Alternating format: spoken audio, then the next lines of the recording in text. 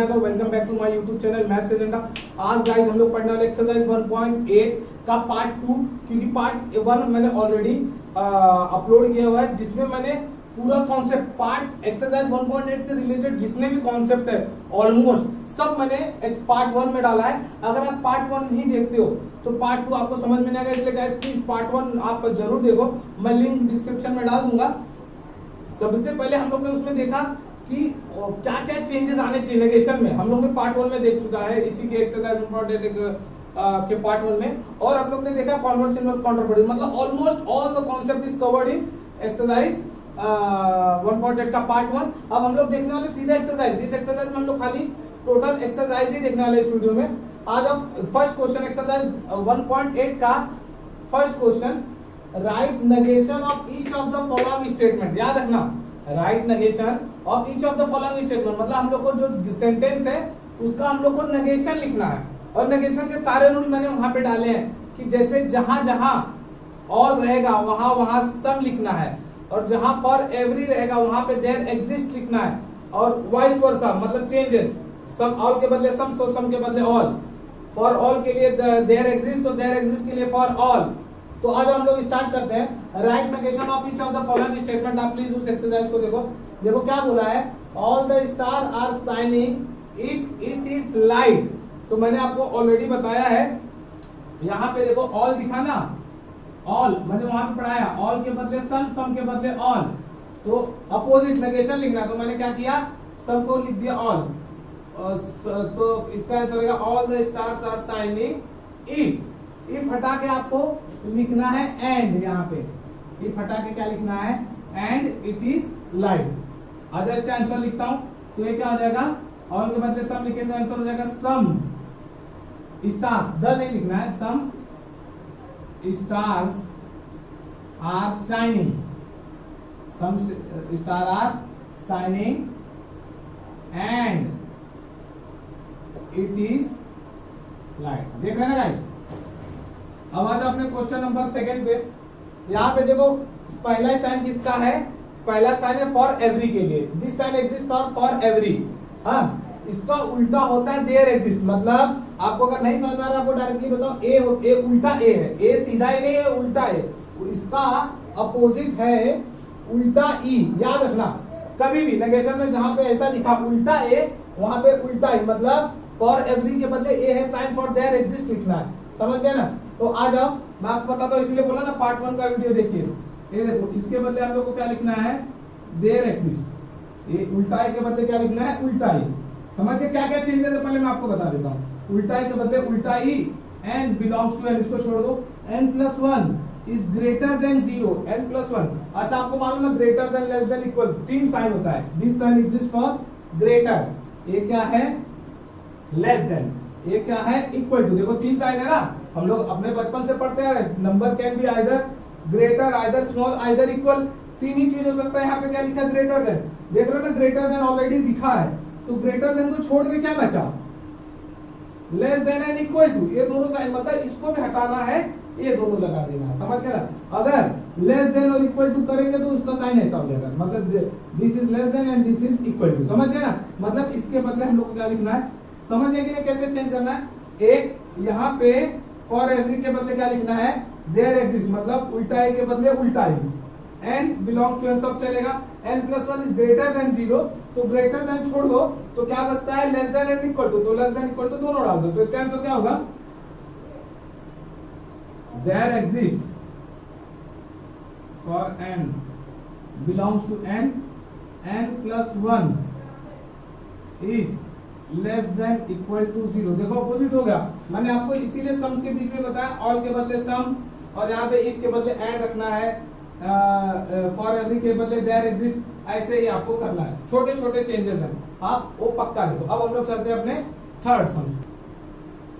Third sums देखो, there exist n belongs to n, n² + 2 is odd number. तो मुझे क्या करना है, आपको मैंने बताया जहां पे उल्टा ए रहेगा वहां पे उल्टा ई लिखने का, मतलब फॉर एवरी के बदले देयर एग्जिस्ट। यहाँ पे देयर एग्जिस्ट लिखा तो उसके बदले फॉर एवरी, मतलब उल्टा ई के बदले उल्टा ए लिख देना है। Belongs to n² + 1 is odd number, is not odd number, is odd number बोला ना तो मैं बोलूंगा इज नॉट, नॉट लगा देना, समझ गए। तो इसका आंसर क्या होगा, for every n belongs to n, n square plus 2 is not a odd number. देख रहे हैं कि नहीं, ऑड नंबर मतलब क्या करना है, यहाँ पे एक चेंजेस, यहाँ पे नॉट मैंने लगा दिया बस। अब आ जाओ for last question, some continuous function are differentiable, some continuous function are differentiable, मैंने आपको बताया ऑल के लिए सम और सम के लिए ऑल, हम लोग ने पहले क्वेश्चन में ऑलरेडी देखा है कैसे हम लोग ने ऑल के लिए सम लिया। तो यहाँ पे मैं क्या करूंगा, सम के बदले लिख दूंगा ऑल। देखो all, all continuous function are differentiable, तो आर नॉट डिफरेंशिएबल मतलब सम के बदले ऑल लिख दिया और आर नॉट लिख देना है, आर है तो उसको नॉट के साथ लिखना है। तो मैं क्या बोलूंगा, all continuous function are not differentiable. आपको समझ में आ गया होगा कैसे आपको ये वाला करना है। इसका स्क्रीनशॉट ले लो, हम लोग अगले सम्स पे चलते हैं, हम लोग देखने चलते हैं सेकंड सम्स। चलो गाइस अब हम लोग स्टार्ट करते हैं सेकंड क्वेश्चन। सेकंड क्वेश्चन में क्या बोला है, write the negation, write the negation of following sentence using rule of negation, मतलब rule of negation, using the rule of negation write the negation of following sentence. अब हम लोग के सामने देखो क्वेश्चन है, इसका हम लोग को नेगेशन ढूंढना है। आपको मैंने ऑलरेडी इसके फर्स्ट पार्ट में मैंने आपको सब बता दिया है कि कैसे नेगेशन में क्या क्या चेंजेस होते हैं। आपको मैंने अभी भी थोड़ा सा मैं डायरेक्टली आपको बताता हूँ, एंड को और को एंड, जिसमें नॉट नेगेशन नहीं है उसमें नेगेशन लगाना है और जिसमें नेगेशन ऑलरेडी है उसको हटाना है। आपको बता रहा हूँ, या फिर आप उसके लिए पूरा पार्ट 1 देखो, आपको और अच्छे समझ में आएगा। रूल ऑफ नेगेशन का यूज करके हम लोग को इसका नेगेशन ढूंढना है। हाँ तो मैं स्टार्ट करूंगा, पहला लाइन तो मैं ऐसे ही लिखूंगा, the negation of given statement. आपने को नेगेशन ढूंढना है ना, तो मैं क्या बोलूंगा, negation of given statement is, इसका नेगेशन क्या है याद रखना। मैंने बोला था negation of given statement is, इसका नेगेशन क्या होगा, जैसे मैं बोलूंगा 5 का स्क्वायर रूट ढूंढो तो आप क्या करोगे, अंडर रूट लगा दोगे, सही है ना। वैसे अगर मैं बोलूंगा 11 का स्क्वायर रूट ढूंढो तो आप क्या करोगे, अंडर रूट लगाओगे। ऐसे अगर मैं बोलूंगा नेगेशन ऑफ स्टेटमेंट तो क्या करोगे, उसके आगे नेगेशन लगा दोगे। मतलब जितना पूरा स्टेटमेंट है, पूरा स्टेटमेंट आप देख रहे हैं ना, सबके आगे नेगेशन लगा दो, बस वही आपका नेगेशन हो जाएगा। तो मैं क्या बोलूंगा, the negation of given statement is, इसका नेगेशन क्या होगा, तो इसका नेगेशन होगा सबसे पहले आगे नेगेशन का साइन और फिर पूरा sentence as it is copy, P R implies R and Q। समझ गए कि नहीं। मैंने क्या बताया आपको, नेगेशन ढूंढना है using the rule of negation. तो पहला लाइन कभी भी ये लिखना, the negation of given statement is, और पूरा statement as it is copy कर लो। देखो ना, P implies R and Q, खाली उसको एक बड़े ब्रैकेट में करके बाहर नेगेशन लगा दो। नेगेशन क्यों लगा, क्योंकि मैंने नेगेशन बोला है, समझ गए ना। अब हम लोग आगे चलते हैं। ये देखो, ये नेगेशन का साइन किसके पास है, यहाँ पे दो लोग हैं, first one is this and second one is this. देखो एंड के लेफ्ट साइड में ए ब्रैकेट है और राइट साइड में क्यू है। तो ये नेगेशन किसके लिए, जो ब्रैकेट के बाहर होता है किसके लिए होता है, आपने ऑलरेडी पढ़ा होगा।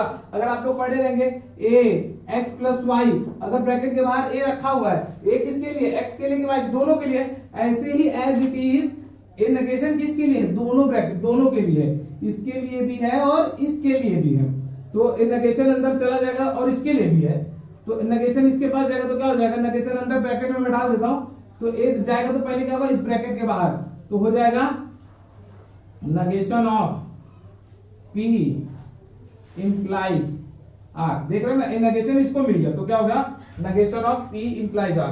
ये क्या है, एंड का नेगेशन क्या होगा, और Q का क्या हो जाएगा, नेगेशन Q। इसका मतलब देखो, एंड का और Q का नेगेशन Q, मतलब इसमें नेगेशन नहीं था तो नेगेशन आ गया, P इंप्लाइज आर था तो नेगेशन P इंप्लाइज आर आ गया। अब देखो सब कुछ सॉल्व हो चुका है ऑलरेडी, खाली एक छोटा सा माइनर प्रॉब्लम है। माइनर प्रॉब्लम क्या है, यहाँ पे P इंप्लाइज आर लिखा है और मैंने आपको नेगेशन खाली किसका बताया है, एंड और का। हम लोग ने इंप्लाइज का नेगेशन नहीं बताया है। तो आपको लगेगा इसमें क्या करेंगे, मैंने आपको ऑलरेडी उसमें अभी फिर से आपको याद दिला दूं, मैंने आपको बताया था अगर P इंप्लाइज Q हुआ तो आप इसको एंड और में कन्वर्ट कर सकते हो। याद आप इसीलिए बोला, आप फर्स्ट पार्ट देखो कैसे करेंगे। पहला कौन है, P, तो लिखने का नेगेशन P उल्टा, मतलब जो पहला रहेगा उसका उल्टा, मतलब P है तो नेगेशन P, अगर नेगेशन पे तो P, मतलब पहले वाले का नेगेशन, बीच में और सेकंड वाला एज इट इज। समझ गए ना। ऐसे ही हम लोग इसका करेंगे तो क्या होगा, इसका करते हैं, नेगेशन बाहर रहेगा, इसको अगर मैं कन्वर्ट करूंगा इस फॉर्मूले पे तो क्या जाएगा, P है तो P का क्या हो जाएगा, नेगेशन P, बीच में और compulsory A as it is और नेगेशन Q। इसने क्या बोला, using the rule of negation, मतलब नेगेशन का रूल यूज आपको करना है। तो आप कुछ मत करो, यहाँ पे देखो आपने नेगेशन को क्या किया, दोनों पार्ट में दिया। ये जो नेगेशन का साइन ब्रैकेट के अंदर दोनों को दिया ना, तो जब दोनों में डिस्ट्रीब्यूट करते हैं उसको बोलते हैं डी मॉर्गन्स लॉ। क्या यहाँ पे आप खाली रीजन दे दो, D Morgan's law, D Morgan's law. अब देखो ये नेगेशन अंदर जाएगा और किसके लिए, खाली इसी ब्रैकेट के लिए, तो negation of negation P, negation P का अपोजिट क्या हो जाएगा, P, और का क्या हो जाएगा, एंड R का क्या हो जाएगा, नेगेशन R। देखो ना इसके अंदर नेगेशन वाला घुस गया तो ये क्या हो जाएगा, नेगेशन P का क्या हो जाएगा, P, और का एंड, R का नेगेशन R और नेगेशन Q। समझ गए ना। इसी को बोलते हैं write negation of the following with the rule of using the rule of negation. इसमें आप कभी भी रूल में आपको कुछ नहीं करना, खाली आपको करना क्या है, जब भी आप नेगेशन को डिस्ट्रीब्यूट करोगे, एक ब्रैकेट में दोगे, उसको बोल दोगे डी मॉर्गन्स लॉ। खाली इतना बोलना है डी मॉर्गन। जैसे मैंने यहाँ पे नेगेशन ब्रैकेट में दोनों को दिया ना, देखो ये नेगेशन ब्रैकेट के बाहर दोनों को दिया तो उसको बोलते हैं ना डी मॉर्गन्स। यहाँ पे भी हम लोग डी मॉर्गन्स लिख सकते हैं, आप लिख लो। आ जाओ अब हम लोग चलते हैं अपने अगले क्वेश्चन पे।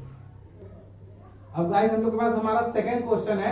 सेकंड क्वेश्चन में क्या लिखा है, ब्रैकेट के बाहर है नेगेशन ऑफ P और Q। ध्यान से पढ़ो, नेगेशन ऑफ P और Q इंप्लाइज R। देख रहे हैं ना। तो सबसे मोस्ट इंपॉर्टेंट मैंने आपको बोला था, जैसे आपको क्वेश्चन मिलेगा राइट द नेगेशन, हम लोग क्या करेंगे, हम लोग बोलेंगे the negation of given sentence is और एज इट इज कॉपी, खाली बाहर नेगेशन। मैंने क्या बोला फिर से देखो, क्वेश्चन है, इसको क्या बोलेंगे, the negation of given statement is as it is, ऐसे लिखना है और पूरा स्टेटमेंट ऐसे कॉपी कर लेना। खाली ये पूरे स्टेटमेंट को एक बड़े ब्रैकेट में, स्क्वायर ब्रैकेट में करके इसमें नेगेशन का साइन एक और एक्स्ट्रा ऐड कर देना। तो मैं क्या बोलता हूं, मैं बोलूंगा the negation of given statement is, देख रहे हैं। अब जैसे मैंने बोला the negation of given statement is, क्या होगा, ये पूरा मैं बाहर लगा दूंगा नेगेशन का साइन और पूरा question as it is copy, पूरा क्वेश्चन। तो क्या हो जाएगा, नेगेशन ऑफ P और Q इंप्लाइज R। देख रहे हैं गाइस, मैंने क्या किया, मैंने बोला था negation of given statement is, ये पूरे क्वेश्चन को मैंने एक ब्रैकेट में ले लिया और बाहर नेगेशन लगा दिया। अब हम लोग को करना क्या है, सबसे मोस्ट इंपॉर्टेंट, मैं नेगेशन अंदर अगर डालूंगा डी मॉर्गन्स लॉ लेके तो सॉल्व इजीली हो जाता है। लेकिन सबसे इंपॉर्टेंट मेरे लिए प्रॉब्लम कौन क्रिएट कर रहा है, ए इंप्लाइज। आपको मैंने बताया था एंड का नेगेशन हो सकता है और का नेगेशन हो सकता है एंड, मतलब एंड का और का एंड, लेकिन इंप्लाइज का नेगेशन नहीं होता। तो मैं अभी आपको इंप्लाइज का फॉर्मूला पढ़ाया। इंप्लाइज में क्या करने का, देखो अभी फिर से याद कराता हूं, P इंप्लाइज Q है तो पहला कौन है, P। देखो फर्स्ट कौन है, P, तो उसका नेगेशन लेने का उल्टा, मतलब अगर नेगेशन है, नेगेशन नहीं है तो लेना है, P है ना, तो उसको लिखने का नेगेशन, फिर उसका उल्टा लिखने का। अगर ऑलरेडी नेगेशन रहेगा तो नेगेशन हटा देने का, मतलब एरो के इंप्लाइज के लेफ्ट साइड वाले का, और बीच में और कंपलसरी लगा दो और सेकंड वाला एज इट इज कॉपी। समझ गए ना, मतलब पहले वाले का नेगेशन बीच में और, मेरे साथ बोलो, पहले वाले का नेगेशन बीच में और सेकंड वाला एज इट इज। देखो तीन ही लोग है ना, पहले वाले का नेगेशन बीच में और सेकंड वाला एज इट इज। ऐसे देखो ब्रैकेट में ए इंप्लाइज का साइन है, ए है फर्स्ट वाला, ए है इंप्लाइज, ए है सेकंड वाला। तो अभी मैंने आपको क्या बताया था, मैंने आपको बताया था पहले वाले का नेगेशन। मैंने क्या बोला था, पहले वाले का नेगेशन। देखो ये फर्स्ट वाला है, इंप्लाइज के पहले ना, तो फर्स्ट वाला, तो पहले वाले का नेगेशन। नेगेशन मतलब नॉट नहीं है तो लाना है, और नॉट देखो है, नॉट है ना तो उसको हटाना है। तो उसको हटा देंगे तो क्या हो जाएगा, ये हो जाएगा P और Q, और बीच में मैंने बताया था और सेकंड वाला एज इट इज। समझ गए कि गाइस? इधर देखो मैंने आपको क्या बोला था, ए इंप्लाइज है, इंप्लाइज के पहले वाले का नेगेशन का मतलब पहले वाले का उल्टा, नेगेशन नहीं है तो लाना, और नेगेशन है तो हटा देना। देखिए सेकंड वाला एज इट इज, बीच में और। अब ए देखो, अब ए वाला जो है, ए चला जाएगा अंदर, डी मॉर्गन्स लॉ। तो अब क्या होगा, नेगेशन इसके पास भी जाएगा, इसके पास भी जाएगा, साइन के पास भी जाएगा। तो नेगेशन ऑफ पहले इसका, तो क्या हो जाएगा P और Q, मतलब जो ब्रैकेट के बाहर हो किसके लिए, इसके लिए कि इसके लिए, तो सबके लिए। तो पहले ये ब्रैकेट को मिला, ये और है तो ऑलरेडी एंड हो जाएगा, और ये हो जाएगा नेगेशन R। अब ये नेगेशन भी अंदर डाल देंगे, नेगेशन, तो ये क्या हो जाएगा, नेगेशन अंदर P है तो उसका उल्टा क्या जाएगा, नेगेशन P, और का एंड, Q का नेगेशन P। देखो एक ब्रैकेट में आ गया एंड नेगेशन R। देखो यहाँ पे मैंने क्या किया, यहाँ पे नेगेशन के साइन को ब्रैकेट के दोनों पार्ट में दिया है, और यहाँ पे भी इस भी ब्रैकेट में नेगेशन का साइन दोनों ब्रैकेट में दिया। देख रहे हो ना, जिस जगह, यही रूल में आपको बस, आपको ज्यादा कुछ नहीं समझाऊंगा। तो क्या करना है, जिस जगह आपने ए लिया है, मतलब नेगेशन के साइन को अंदर डाला है, वहां आप लिख दो डी मॉर्गन्स लॉ। यहां पे भी लिख दो डी